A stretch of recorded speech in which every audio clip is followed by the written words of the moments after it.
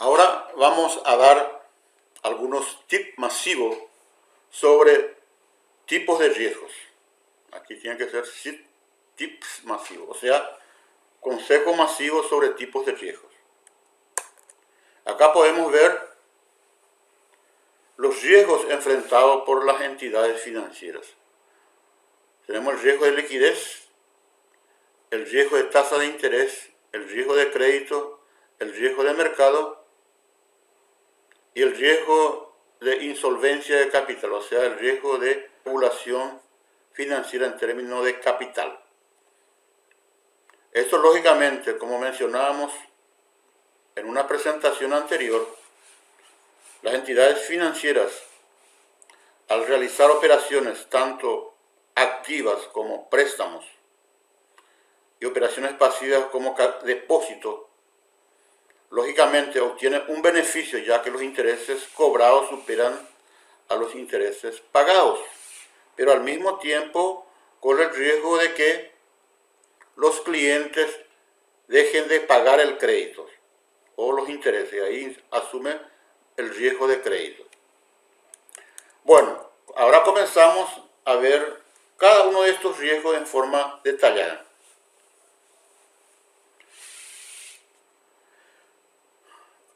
Como vimos en el video número 1, la entidad financiera corre al realizar sus operaciones de intermediación financiera, corre algunos riesgos. Como mencionábamos al inicio, ¿verdad? El principal riesgo es la posibilidad de que el cliente no devuelva el capital o los intereses del préstamo concedido.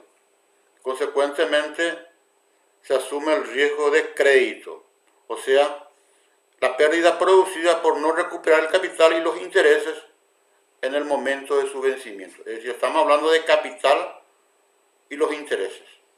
Podemos tener el riesgo de crédito si no recuperamos totalmente el capital y si no recuperamos los intereses en el vencimiento. Hay además del riesgo de crédito, que es el de mayor impacto en las entidades financieras, existen otros riesgos que también no dejan de ser importantes.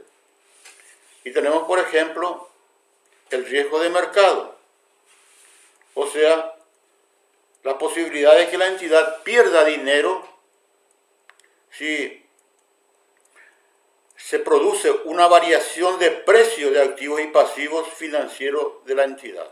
O sea, colocamos acá como ejemplo el caso de los bonos, ¿verdad? La entidad financiera puede perder si hay una variación de la tasa de interés que afecta el valor de los activos y pasivos. Esto lógicamente, en el momento en que abordamos este tema, en la propuesta de curso vamos a profundizar bastante. Acá solamente estamos dando, como vimos, algunos conceptos básicos referentes al riesgo de mercado. Y uno de los ejemplos sería el riesgo de cotización o precio. O sea, este es el típico riesgo de mercado. O sea, hay una fluctuación de precios y se materializa y se reduce el valor de esas acciones. La entidad lógicamente va a tener una pérdida en su inversión. Este es el típico riesgo de mercado, que en este caso variación de precio, ya sea en este caso de acciones. También puede haber variaciones de precio que puede ser el tipo de cambio, y vamos a tener, si tenemos inversiones en préstamos en préstamos en dólares y el tipo de cambio cae, entonces vamos a tener una pérdida de mercado por variación del tipo de cambio. Y aquí tenemos otro ejemplo que sería también del riesgo de mercado, que es la variación de la tasa de interés. Esto lógicamente, cuando vemos en profundidad. En nuestro curso vamos a ver que existe una relación inversa entre variación de tasa de interés y cotización de los instrumentos financieros. Cuando hay un aumento de tasa de interés, los instrumentos financieros sufren una caída. Y cuando hay una reducción, sufren un aumento. Entonces, esos tipos de interés afectan principalmente a los instrumentos financieros, como por ejemplo en el caso de los bonos de la empresa o del gobierno, que se materializa cuando hay un aumento de la tasa de interés. Consecuentemente, el bono que estamos teniendo de otra empresa o del gobierno sufre una caída. Vamos a suponer el caso de que nosotros como inversionistas compremos los bonos del Tesoro Nacional, que fueron emitidos en muchas oportunidades. Y la tasa de interés de esos bonos, la tasa de interés de mercado de esos bonos cae, o sea, aumenta, entonces esos bonos va a tener pérdida de valor. ¿Y cómo surge esto? ¿Cómo nosotros colocamos, el país, por ejemplo, coloca los bonos a una determinada tasa? En el momento de la emisión, esa tasa de colocación y la tasa de mercado coinciden. Consecuentemente consigue colocar al 100%. Pasado ese momento de colocación, la tasa de mercado comienza a variar.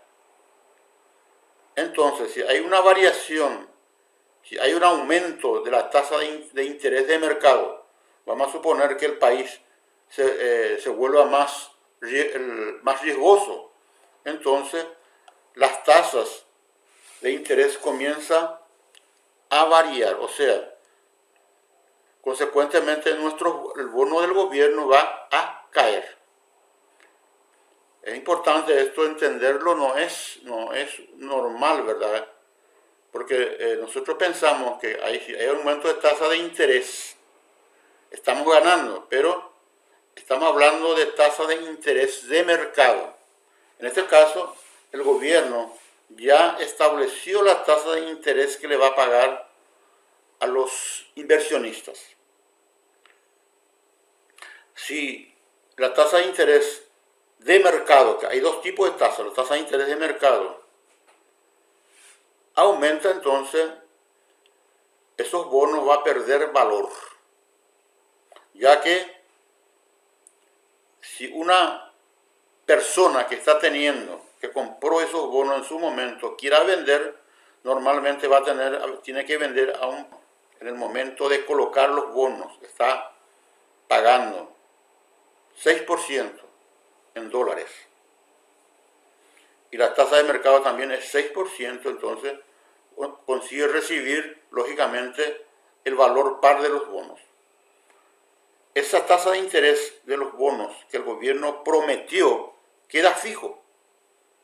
Ahora la tasa de mercado varía minuto a minuto.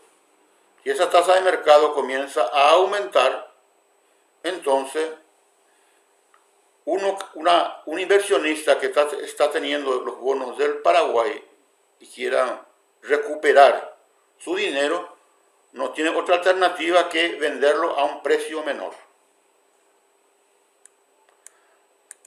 Bueno, tenemos otro tipo de riesgo también que es típicamente de mercado, como es el riesgo de tipo de cambio. O sea, la empresa, el inversionista pierde como consecuencia del movimiento del tipo de cambio de la moneda nacional con respecto a una divisa. Y esas pérdidas se sienten, por ejemplo, cuando uno presta, cuando la entidad financiera presta, en dólares, entonces ese préstamo en dólares que ya tiene una tasa de interés incluida, entonces, si uno va a vender en el futuro, si hay un aumento del tipo de cambio, entonces vamos a venderlo a un precio mayor. Si hay una reducción del tipo de cambio, vamos a venderlo a un precio menor. La misma cosa pasa con los depósitos. Nosotros captamos a través de depósitos en dólares. O sea, estamos teniendo deudas en dólares. Si el dólar aumentó, entonces el depósito que captamos tiene mayor valor, es decir, nos estamos endeudando más como institución financiera.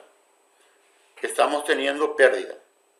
Bueno, consecuentemente mencionábamos 3 ejemplos de riesgo de mercado. El riesgo de variación del tipo de la tasa de interés, el de variación de la moneda, o sea, el riesgo de cambio, y vimos además, había otro,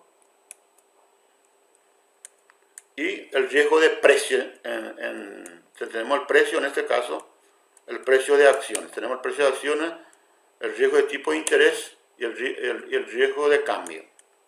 Bueno, estos 3 riesgos están bien relacionados al riesgo de mercado. O sea, tenemos por un lado el riesgo de mercado, por otro lado vamos a tener el riesgo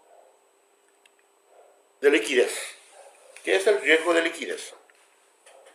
Es el riesgo de no poder atender los compromisos de pagos, o sea, retiro de los clientes y hacer nuevos créditos. Es el riesgo de liquidez. Consecuentemente, muchas veces la entidad incurre en pérdidas como consecuencia de no disponer fondos líquidos suficientes a un costo razonable.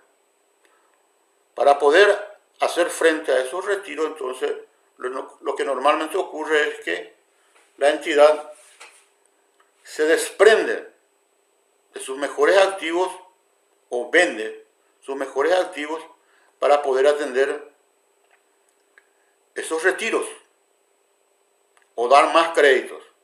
Y ahí, lógicamente, al momento de volver a reponer esos fondos, lógicamente va a tener que pagar una tasa de interés mayor. Bueno, este riesgo de liquidez normalmente ocurre por problemas de lo que se llama descalce de plazo entre préstamos y depósitos. O sea, prestamos a un plazo mayor que los depósitos. Y ahí entonces estamos incurriendo en riesgo de tasa de interés, en riesgo de liquidez. Es decir, los depósitos van a vencer, vamos a suponer que estamos prestando a 12 meses. Y los depósitos, y eso financiamos con depósitos a 3 meses. Llegados los 3 meses, entonces nosotros estamos teniendo que hacer frente a la salida de dinero. Consecuentemente, si no conseguimos renovar esos depósitos, vamos a salir a buscar recursos en el mercado para poder hacer frente a esos depósitos, a la salida de los depósitos, a los retiros de depósitos, ya que el préstamo es a 1 año. Recién dentro de 1 año vamos a disponer de esos recursos en el problema de liquidez. Ese es uno de los riesgos también que vamos a afrontar, que vamos a analizar en nuestro curso, que es el riesgo de liquidez. O sea, tenemos básicamente, para ir resumiendo parcialmente, vamos a decir, ¿verdad?, que los riesgos financieros básicamente se componen del riesgo de crédito, el riesgo de mercado y el riesgo de liquidez. Ahora vamos a hablar de los riesgos no financieros. Cuando los riesgos no financieros son, y también forma parte de la estructura que debe tener una entidad financiera, es el riesgo operacional. O sea, aquí se contabiliza la pérdida sufrida por una entidad financiera debido a tener inadecuado o fallas en los procesos, problemas de personal, controles internos y debido a acontecimientos externos, por ejemplo, fraudes. Estas serían las pérdidas operacionales. Esto también se puede presentar en otro riesgo, ¿verdad? También que no es financiero, que es el riesgo de lavado de dinero. Ahí se incurre en pérdidas cuando la entidad le acepta como cliente a un lavador. Y esa aceptación muchas veces se produce por fallas en la parte de controles del riesgo operacional. Y para ti, otro punto muy relacionado al riesgo no operacional es el riesgo tecnológico, que básicamente se refiere a errores producidos en el sistema informático y que causa pérdidas. Y principalmente eso se manifiesta como con la caída del sistema. Este riesgo tecnológico y el riesgo operacional muchas veces se trata en forma unificada y otras veces en forma separada. Consecuentemente, podemos ir citando a otros riesgos, como por ejemplo otros riesgos no financieros como el riesgo legal, o sea, la posibilidad de que la entidad sufra una multa por parte del órgano regulador por algunas fallas ocurridas, es el riesgo legal. Básicamente entonces lo que tenemos en una entidad financiera como riesgos no financieros son el riesgo operacional, el riesgo tecnológico y el riesgo legal. Bueno, tanto los riesgos financieros como los riesgos no financieros se deben primeramente identificar esos riesgos, posteriormente medir esos riesgos. Una vez medido vamos a tener lo que se llama riesgo residual, riesgo inherente, repito de nuevo, identificamos, lo medimos y tenemos el riesgo inherente. A ese riesgo inherente le confrontamos con los controles y vamos a tener el riesgo residual. Tanto el riesgo inherente como el riesgo residual debe ser monitoreado a través del tiempo. Entonces, estas etapas en el proceso de administración de riesgo son similares tanto para los riesgos financieros como a los riesgos no financieros. Muy bien, un punto muy importante que debemos abordar ahora es la creación de valor. ¿Y cómo se produce? ¿Cómo la empresa crea valor? Con la obtención de ganancias y una adecuada gestión de los riesgos financieros. También le podemos agregar y los riesgos no financieros. Consecuentemente, la entidad crea valor cuando obtiene beneficio y confrontado con la adecuada gestión de los riesgos financieros y no financieros. Entonces creamos valor cuando obtenemos beneficios con una adecuada gestión de los riesgos financieros y no financieros.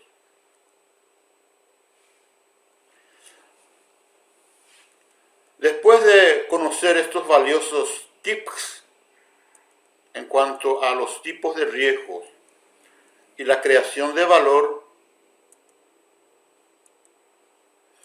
la pregunta es, ¿cómo puedo adquirir estos conocimientos y herramientas de forma directa, rápida y fácil?